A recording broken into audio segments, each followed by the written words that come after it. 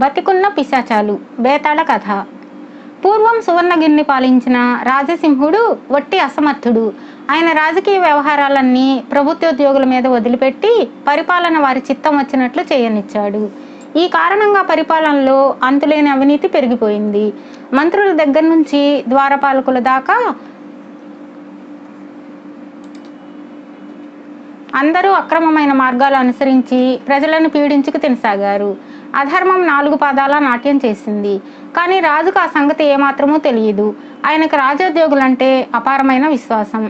సువర్ణగిరిలోనే ఒక పేద బ్రాహ్మణుడికి ప్రవీణుడు అని ఒక కొడుకు ఉండేవాడు. చిన్నతనంలోనే ఆ కుర్రవాడి తెలివితేటలు అసాధారణంగా ఉండడం చూసి తండ్రి అతన్ని సమస్త శాస్త్రాలు విద్యలు నేర్చుకొనిచ్చాడు. తర్వాత ప్రవీణుడు ఎక్కడెక్కడో ఉన్న విశ్వవిద్యాలయాలకు వెళ్ళి అంతులేని పాండిత్యం అలవర్చుకొని సువర్ణగిరికి తిరిగి వచ్చాడు.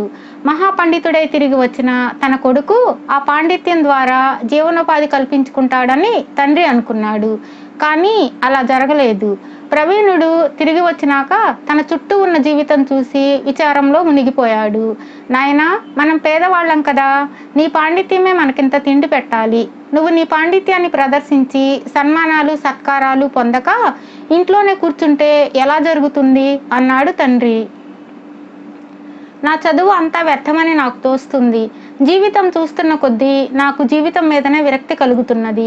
నేను నా పాండిత్యాన్ని ప్రదర్శించి ఎవరి నుంచి సన్మానాలు పొందను. నన్ను సన్మానించగల వాళ్ళు ఎటువంటి వాళ్ళో నాకు తెలిసిపోయింది అన్నాడు ప్రవీణుడు. తండ్రికి తన కొడుకు పాండిత్యం గురించి అనుమానం వచ్చింది. ప్రవీణుడు చదువులో ఏదో లోపం ఉన్నదని, అందుచేతనే మనిషి విరక్తిగా ఉన్నాడని ఆయన అనుకున్నాడు. ఆయన తనకు తెలిసిన గొప్ప పండితులను పిలిపించి వారి చేత తన కొడుకుతో చర్చలు జరిపించాడు. వాళ్ళు ప్రవీణుడితో కొద్దిసేపు మాట్లాడి అతని తండ్రితో, బాబు, నీ కడుపున రత్నం పుట్టాడు, అతను ఉద్దండ పండితుడు అని చెప్పి వెళ్ళిపోయారు. ఈ పండితుల మూలానే ప్రవీణుడి సంగతి రాజుగారి దాకా వెళ్ళింది. రాజుగారు ప్రవీణుడికి ప్రత్యేకమైన ఆహ్వానం పంపాడు. ప్రవీణుడి తండ్రికి ఎంతో ఆనందం కలిగింది. ప్రవీణుడు మాత్రం రాజ్యసభకు వెళ్లే అభిప్రాయం కనపరచనే లేదు. తండ్రి అతనికి ఎన్నో విధాల బోధలు చేసి తన వెంట అతన్ని రాజ్యసభకు తీసుకువెళ్ళాడు.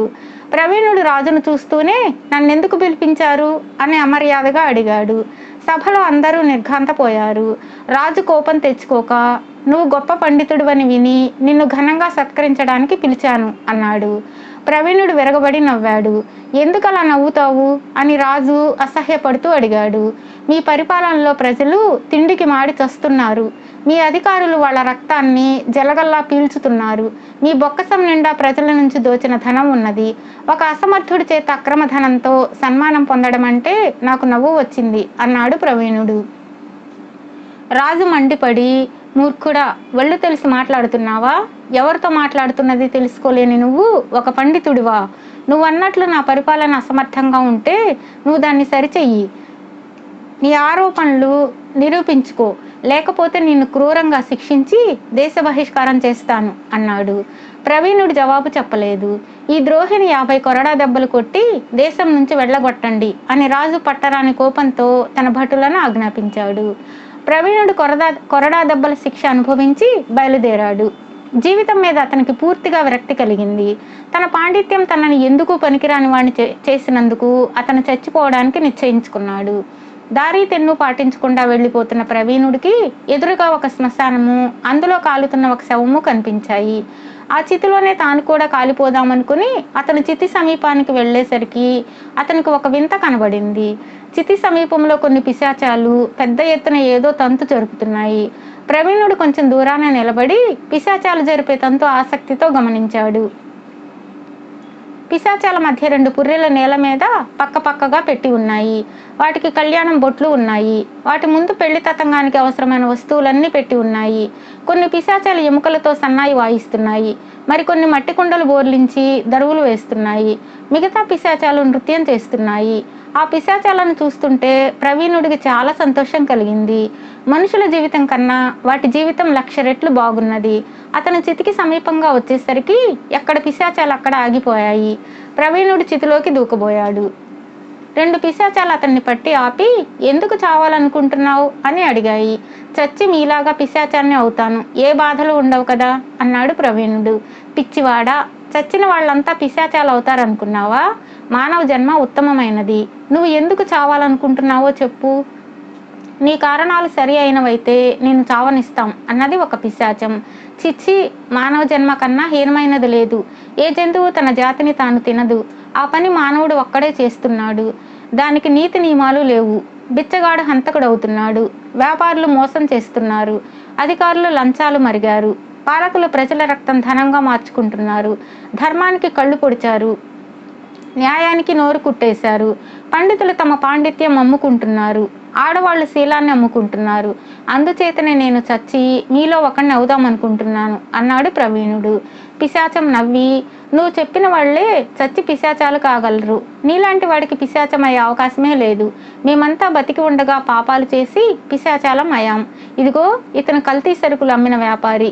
ఇతను ప్రజల ధనాన్ని అబద్ధాలతో కొల్లగొట్టిన ప్రభుత్వోద్యోగి. ఇతను వైద్యుడు.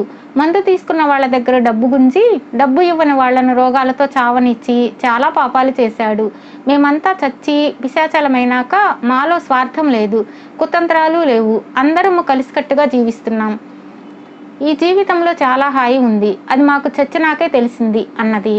అదృష్టవశాన నేను కూడా పిశాచాన్ని అవుతానేమో. నన్ను కూడా చావనివ్వండి. నాకు మీలాగా జీవించాలని ఉన్నది అన్నాడు ప్రవీణుడు. పిశాచం ఇలా అన్నది, నువ్వు ఎన్నటికీ పిశాచం కాలేవు. ఈ పుర్రెలు చూడు. వీళ్ళిద్దరూ బతికి ఉండగా కులమత భేదం పాటించకుండా ఒకరినొకరు మనసారా ప్రేమించుకున్నారు. వాళ్ళ తల్లిదండ్రులు వాళ్ళ పెళ్లికి అంగీకరించనే లేదు. అందుచేత వాళ్ళు ఒక వైద్యుడి దగ్గర విషం కొని ఒకే పాత్రలో పోసుకుని తాగి చచ్చిపోయారు. వాళ్ళను ఒకే గోతిలో పాతేశారు. వాళ్ళు పిశాచాలు కాలేకపోయారు. డబ్బుకు ఆశపడి వాళ్లకు విషం ఇచ్చిన వైద్యుడు ఇవాళే చచ్చిపోయాడు. ఈ చితిలో కాలుతున్నది ఆయన శవమే. చచ్చిపోయిన ప్రేమికుల పుర్రెలు పైకి తీసి వాటికి పెళ్లి చేస్తున్నాం. మీ పిశాచాలతో ఉండడం సాధ్యం కాకపోయినా నాకు చావక తప్పదు. ఎందుకంటే నేను బతికున్న పిశాచాల మధ్య జీవించలేను అంటూ ప్రవీణుడు చితిలోకి ఉరికాడు. మరుక్షణం ఆ చితి నుంచి బయటకు వస్తున్న పిశాచం ప్రవీణుడిని బయటకు తోస్తూ వచ్చేసింది. ఆ పిశాచం చచ్చిపోయిన వైద్యుడే. ప్రవీణుడు మండిపడి, 2 ప్రాణాలను నిలువునా తీసిన పాపిష్టివాడా, నన్ను చావకుండా ఆపడానికి నువ్వెవరు అని వైద్యుడిని అడిగాడు. బాబు, నాలో ఇప్పుడు అలాంటి పాపపు ఆలోచనలు లేవు. నువ్వు గొప్ప పండితుడివి.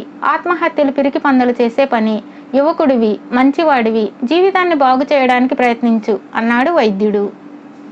ప్రవీణుడు దీర్ఘంగా ఆలోచించి, నేను ఆత్మహత్య చేసుకునే ప్రయత్నం మానుకుంటాను. మీ పిశాచాలన్నీ కలిసి నాకు ఒక సహాయం చేయాలి, చేస్తారా అని అడిగాడు. చెప్పు, అలాగే చేస్తాం అన్నాయి పిశాచాలు. నగరంలోని బతికున్న పిశాచాలను తీసుకురండి అన్నాడు ప్రవీణుడు. త్వరలోనే నగరంలో ఉండే ఘరానా మనుషులు కొన్ని 100 మంది శ్మశానంలో హాజరయ్యారు. వాళ్ళు తమ చుట్టూ ఉన్న పిశాచాలను చూసి వణికిపోతున్నారు. మీరంతా ప్రజలకు ద్రోహం చేసిన వాళ్ళు, అవునా కాదా అని ప్రవీణుడు అడిగాడు. వాళ్ళు నోళ్లు తెరిచారు, కానీ జవాబు చెప్పలేకపోయారు. మీరందరూ రాజుగారి దగ్గరకు పదండి. రాజుగారు ఎదుట అబద్ధం చెప్పారో ఈ పిశాచాలు మిమ్మల్ని పీక్కు తింటాయి. మీరు చేసిన అక్రమాలన్నీ రాజుగారి ఎదుట ఒప్పేసుకోండి అని వచ్చిన వాళ్ళని హెచ్చరించి ప్రవీణుడు పిశాచాలతో వీళ్ళనందరినీ దర్బారుకు తీసుకురండి అన్నాడు. సభ తీరి ఉన్న రాజు తన సభలోకి ఘరానా పౌరులందరూ వణికిపోతూ రావడం చూసి ఆశ్చర్యపోయాడు. వాళ్ళని తెచ్చిన పిశాచాలు రాజుకు గాని సభలో ఉన్న వారికి గాని కనిపించలేదు. మీరందరూ ఏ విధంగా రాజుగారిని వంచించి ప్రజలను పీడించుకు తింటున్నారో మీ స్వార్థ జీవితం ఏమిటో వివరంగా చెప్పండి అన్నాడు ప్రవీణుడు బతికున్న పిశాచాలతో. తమ వెనుకనే ఉన్న పిశాచాలకు భయపడి అందరూ తాము చేసిన పాపాలను, తమ అవినీతి పనులను ఒప్పేసుకున్నారు. అసమర్థపు రాజుకు కనువిప్పు కలిగింది. ఆయన వారికి అందరికీ దేశ బహిష్కరణ శిక్ష విధించాడు.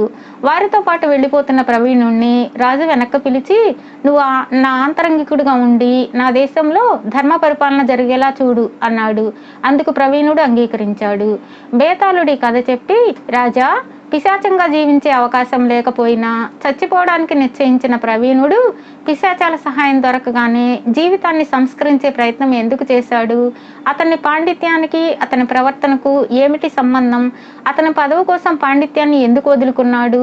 ఈ సందేహాలకు సమాధానం తెలిసి కూడా చెప్పకపోయావు, నీ తల పగిలిపోతుంది అన్నాడు. దానికి విక్రమార్కుడు, ప్రవీణుడి పాండిత్యానికి అతని ప్రవర్తనకు చాలా గాఢమైన సంబంధం ఉన్నది. అతను నిజమైన పండితుడు. పాండిత్యం అమ్ముకునే ఉద్దేశం కలవాడు కాదు. అది ప్రజల మధ్య రాణించాలనే అభిప్రాయం కలవాడు. అరాజక పరిస్థితిలో పాండిత్యం రాణించదు.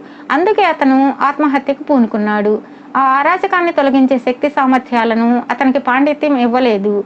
పిశాచాలు అందుకు తోడ్పడతాయని తోచగానే అతను వాటి సహాయంతో అరాచకానికి కారకులైన వారిని శిక్షించడానికి పూనుకున్నాడు. అతను రాజుగారి అంతరంగికుడైనది కూడా పాండిత్యం ప్రజల మధ్య రాణించే పరిస్థితులు కలిగించడానికి. ప్రవీణుడు ఒక క్షణం కూడా తన పాండిత్యాన్ని వదిలిపెట్టలేదు అన్నాడు. రాజుకి ఈ విధంగా మౌనభంగం కలగగానే బేతాళుడు శవంతో సహా మాయమై తిరిగి చెట్టెక్కాడు.